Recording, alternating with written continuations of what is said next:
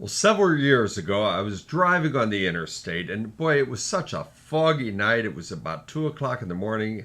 I mean to tell you, you couldn't hardly see, and boy, I needed to get off the road, but I didn't even know how to get off the road because it was so foggy. I didn't know where I could get that was safe, and pretty soon I heard a crash up in front of me, and then another, and then another. And as I got a little bit closer, what I realized is that there was about a four-car pileup all across the road, and there was just one little narrow way to get around this pileup on the left-hand side, kind of on the berm to drive around.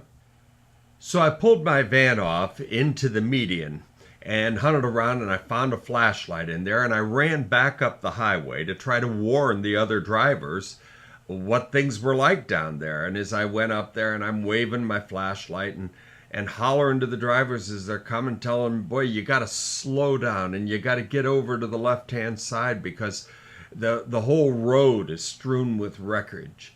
And I'll tell you what, I can remember those drivers shouting back at me, telling me what I could do with my flashlight, where I could put it. Some of them expressed themselves in sign language. While most of them did slow down and ease over into the left-hand side and make it safely around the wreckage, I remember one that didn't. I remember them shouting at me, flipping me off, and then running full speed into the back of a semi. And boy, it just smashed up that car. I believe the driver was killed that night. It was an awful thing.